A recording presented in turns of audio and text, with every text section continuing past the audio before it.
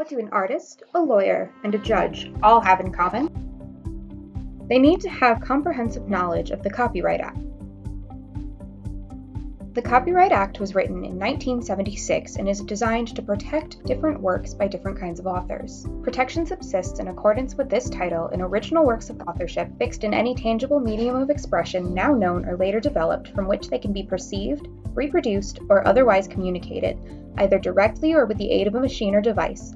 Works of authorship include the following categories: choreography, architecture, music, literature, sculpture, other fine arts, and drama. So what can an author do with their protected work? Section 106A of the Copyright Act gives the following exclusive permissions. An author may reproduce the copyrighted work in multiple copies, prepare derivative works based on the original, distribute copies to the public via exchange or gift, perform the work publicly, display the work publicly, or display the work publicly by means of digital transmission. So where does fair use come in? It is always okay to use any kind of work for criticism, scholarship, education, news reporting, or research, as long as you remember to cite it. Say you found this character, Harry Potter, and you think his world is really cool, and you want to make money off his world. So you write a book all about his twin brother, Terry Potter, and all of a sudden you're getting sued for lots of money by J.K. Rowling. Maybe you've heard of Robin Hood, Prince of Thieves, or The Hunger Games, or even Robin Hood Men in Tights and The Starving Games. Where do we draw the line between comedies and parodies that are allowed versus parodies that aren't allowed? What decides which form of parody is okay and which isn't? That's where we get the 4 factors. The first is purpose and character. Did you give the work new meaning? Add value to the original? Give it a new aesthetic or find a new understanding? 2.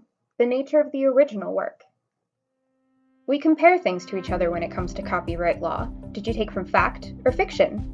Fiction is usually more protected because fact is designed to be used by other people. So we control a little bit more who uses fictional works and who doesn't.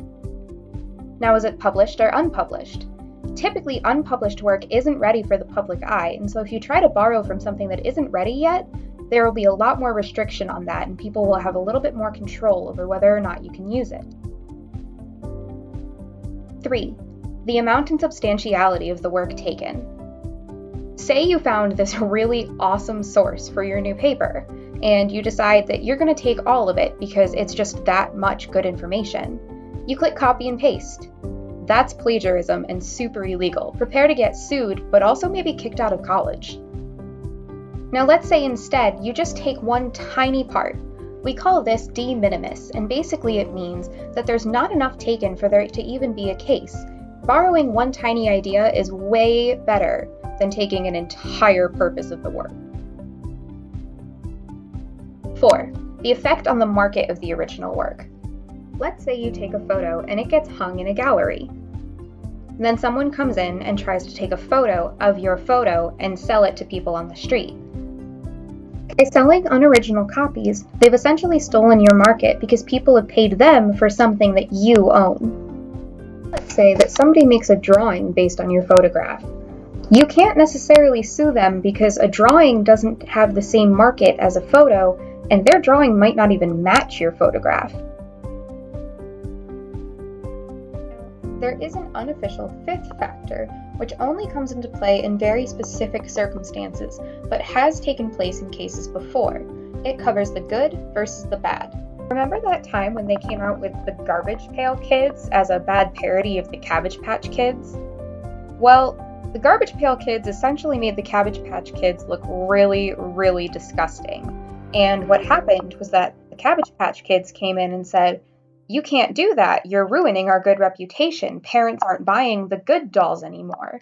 And the courts decided that the Cabbage Patch Kids' reputation had been so destroyed that the Garbage Pail Kids had to stop production immediately and stop selling all toys.